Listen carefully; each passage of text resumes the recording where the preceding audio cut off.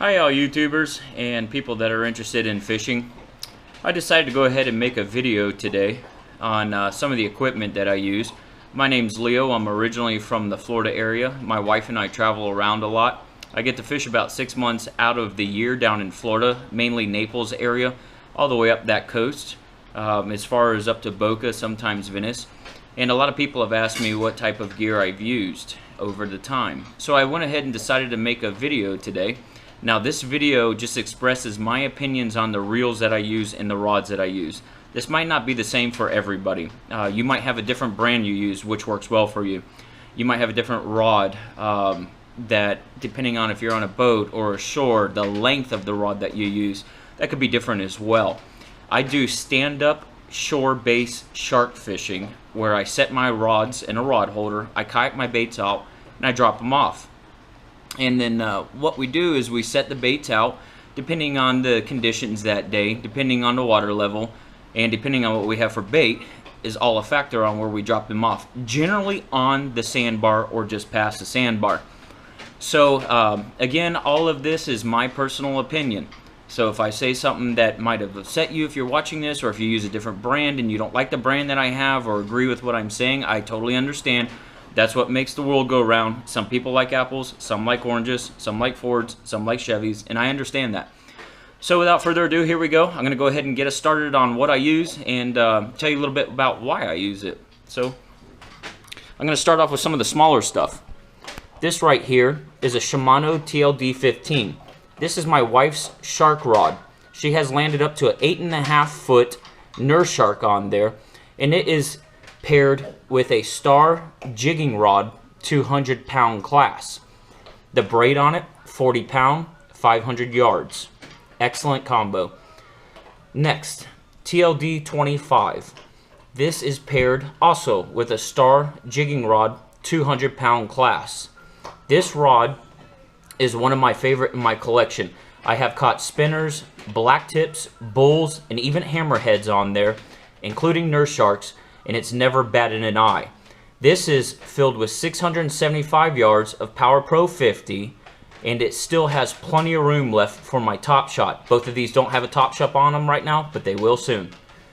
Next up, Avet SX. This is paired on a custom built, acid wrapped, 7-foot rod. This has, I believe, 475 yards of 40-pound braid on it. And it's landed a couple sharks, but I haven't taken it out much. So, on to some of the bigger stuff. This right here, Tiagra 80 wide. This is paired with the St. Croix Safari old school vintage AFCO guide roller guide rod. That's a 100-pound class rod. The line that's on here, 875 yards of mono. Works well. Next up, Tiagra 130. I don't have a rod for this yet as I just received it. It has 1,500 yards of 200-pound Power Pro on it. It has a top shot of 300 yards of LP mono. I'm going to have Mark, my friend Mark Pavlik, build me a custom rod for this, which will be a 130 to unlimited. Next up, this is my wall hanger. This is an old school pin 12-aught on a vintage Harnell with the original Mildred guides, which will not see the beach. This rod, pin Senator 9-aught, has almost 1,000 yards of 100-pound braid. This rod, as well as the TLD 25, has landed me more sharks than any of the combos that I have in my collection. It is on a Star Ariel 80-pound class rod, and the rod has also landed big bulls, big nurse, 2 hammers, a bunch of spinners, and black tips. Now, on to the big boy, the Everall. The Everall has seen the water a few times. I have taken it out and haven't had any luck except for a 9 to 9.5 foot without the tape measure that night lemon shark. It is a beast of a reel. Beautiful side plate, custom handle, and as you can see, up to 246 pounds of drag once the spool starts to get closer to empty. Everall designed the spool with notches on it showing you where you're at on your drag scale as you push the lever up. Super smooth, extremely powerful. This is on a Shimano Talus Trolling Series TC4 rod. Again, all AFCO rollers on it with an AFCO uni butt. This is my favorite rod for my big, or excuse me, my favorite reel for my big reels. I do like it more than the Tiagras, and I have used the Avets. The Everall is just an absolute monster. It needs to be re-spooled. We did a deep drop one night. It had 200-pound bull buster line on it, and it got snagged extremely far out. A storm started coming in. I cut the line because I'm going to put different line on it anyways. Bull buster makes a good product. Just for me doing stand-based shark fishing, I'm not sure if I'm going to go with that or if I'm going to do 1,000 yards or 2,000 yards of braid and then retop it with bull buster line. I haven't figured out how I'm going to do that yet. If I'm going to use Power Pro, Jerry Brown, again, that's up for discussion. I'm going to do a lot of reviews. I know a lot of people like the Jerry Brown. However, Power Pro to this day has not let me down. While we're on the subject of Power Pro, this right here is Extreme Braid. Now, Extreme Braid is kind of newer on the market. There's a gentleman by the name of Tony Zhang that is the designer and owner of Extreme Braid, and you can purchase his product at extremebraid.com. This reel that spool that I have right here is 1,000 meters, which comes out to 1,093 yards, I believe, and this is 80 pound. I've tried some of the Chinese braids online, and none of them worked well for me. This braid, however, from what I've read and from what I've seen on some of the test strings, actually holds up to its name. So that's going to replace this braid on the Senator. That's about all that I have here for you. Again, some of you guys wanted to see the Everall and see just how big it is. It is a gigantic reel. It's hard to explain without seeing, or I should say it's hard to put in words without seeing this reel, just how large it is.